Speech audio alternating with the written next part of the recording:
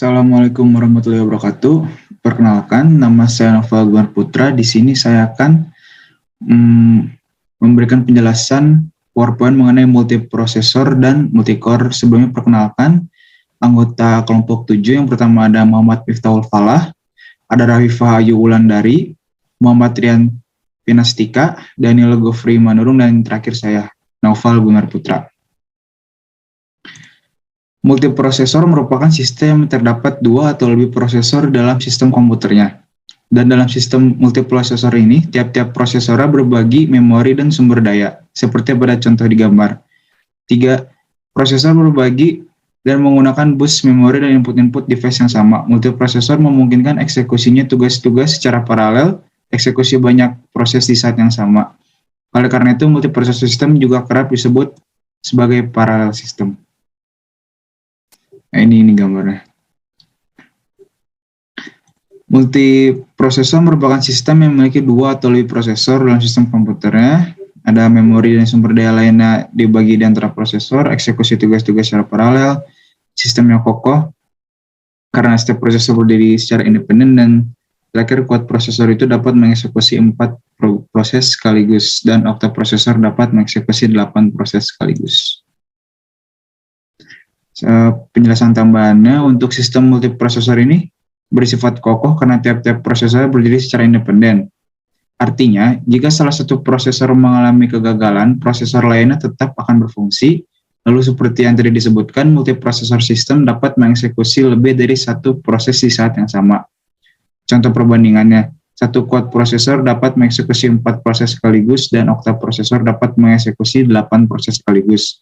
Sedangkan sistem dengan hanya satu prosesor, biasa disebut uniprosesor system, hanya dapat mengeksekusi satu prosesor sekaligus.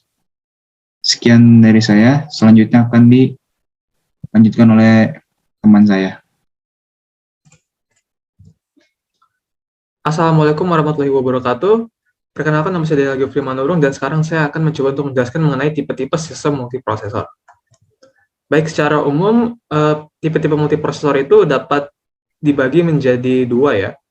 Yang pertama dengan namanya symmetric multiprocessing atau biasa disebut sebagai SMP. Pada SMP ini setiap prosesor itu memiliki kedudukan yang sama dan juga akan mengeksekusikan tugas dari kumpulan-kumpulan tugas yang sama. Dan setiap prosesor tidak diberikan tugas secara spesifik, namun tugas-tugas akan diberikan pada prosesor yang tersedia pas itu oleh operating system. Dalam SMP ini prosesor-prosesor akan saling berbagi memori, bus, dan input-output. Jadi dia operating system akan memberikan tugas-tugas yang ada kepada prosesor-prosesor yang tersedia pada saat itu. Jadi yang memberikan tugas adalah operating system, yang dimana kedudukan-kedudukan prosesor untuk mengerjakan tugas-tugas tadi itu sama semua. Jadi semua prosesor akan saling berkomunikasi karena berbagi memori, bus, input-output yang sama, dan juga mendapatkan tugas dari operating system. Dan secara detailnya lagi dapat dilihat, walaupun tiap-tiap prosesor memiliki cache-nya masing-masing, secara keseluruhan dia akan tetap berbagi satu main memory, bus, dan input output yang sama. Untuk lebih jelasnya lagi, cache merupakan memori dengan jumlah yang kecil terdapat pada masing-masing prosesor. Jadi cache itu dia semacam kayak local memory atau bisa disebut sebagai memori bawaan gitu pada tiap-tiap prosesor atau CPU. Dan untuk tipe sistem multiprocessing berikutnya ada yang dinamakan asymmetric multiprocessing atau biasa disebut sebagai AMP. Dan berbeda dengan SMP, pada AMP akan ada dua kedudukan dari prosesor. Satu prosesor akan berfungsi sebagai master prosesor, dan prosesor-prosesor lain akan berfungsi sebagai slave prosesor. Prosesor master ini bertugas untuk memonitor dan memberikan tugas-tugas untuk prosesor slave. Selain itu, prosesor master juga berfungsi dalam mengatur distribusi ulangnya tugas bila terjadi kegagalan pada salah satu prosesor slave. Jadi ketika salah satu prosesor slave ini dia misalnya terdapat kerusakan, damage gitu, prosesor master ini dia akan mengirimkan ulang tugas-tugas yang harusnya dikerjakan oleh prosesor slave yang rusak tadi, didistribusikan kepada prosesor-prosesor slave yang masih baik bentuknya. Jadi secara sistem keseluruhan tidak akan gagal, walaupun salah satu prosesor slave-nya akan rusak ceritanya. Dan untuk lebih detail lagi, ini gambar lebih detail lagi, dapat dilihat bahwa hanya ada satu prosesor yang mengendalikan I/O dan menugaskan prosesor-prosesor slave. Prosesor-prosesor tidak perlu berkomunikasi melalui memori utama karena sudah dikendalikan oleh prosesor utama. Dan perlu digarisbawahi juga, ini perbedaannya dengan symmetric multiprocessing. Prosesor master ini merupakan satu-satunya prosesor yang menjalankan tugas dari operating system. Jadi prosesor lain tidak secara langsung berkomunikasi dengan operating system, namun mendapatkan tugas-tugasnya dari prosesor master yang memberikan tugas secara spesifik.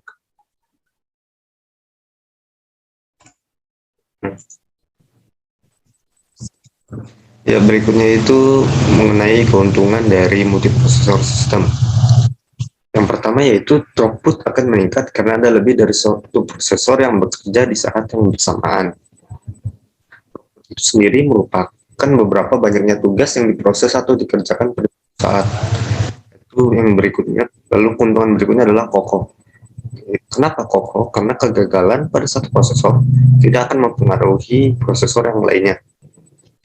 Tidak akan membuat prosesor yang lain ini berhenti bekerja. Yang ketiga adalah dapat dilakukannya parallel processing, yaitu pengerjaan banyak proses yang dilakukan secara bersamaan. Lalu yang keempat adalah jika secara jangka panjang, jika dilihat dari efisiensinya, multiprosesor ini lebih ekonomis dibandingkan dengan uniprosesor.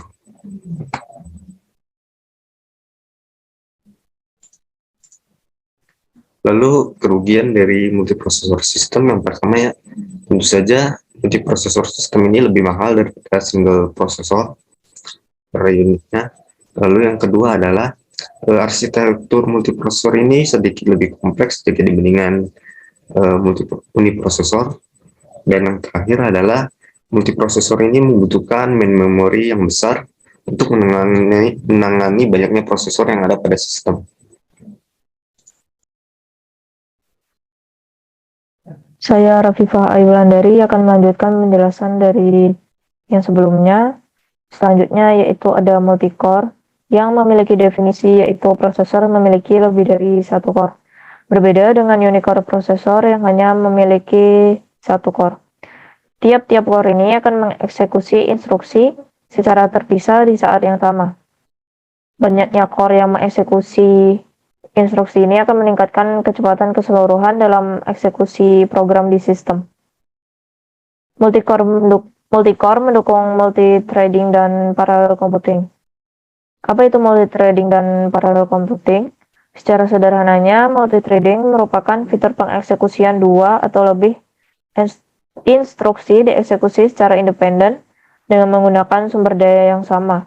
Jadi dalam satu proses tersebut terdapat beberapa tugas yang dieksekusi.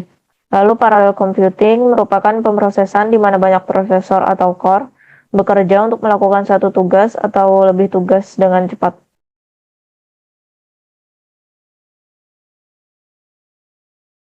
Selanjutnya yaitu ada keuntungan dari penggunaan multicore. Yang pertama yaitu multicore efisien dalam penggunaan energinya. Lalu cache coherence pada multicore lebih tinggi. Cache coherence merupakan tingkat kesamaannya sumber daya data yang digunakan untuk tiap-tiap cache lokal. Kemudian terdapat lebih sedikit trafik ketika menggunakan multicore.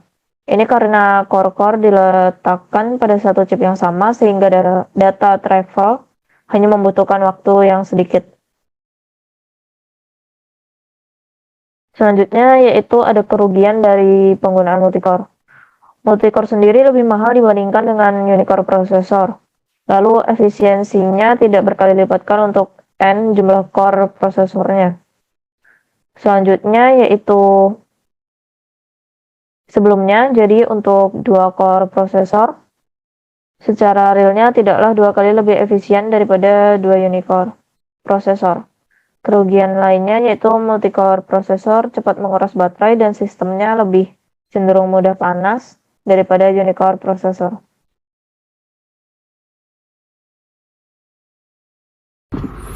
Terakhir, perbedaan utama antara multicore prosesor dengan multiprosesor.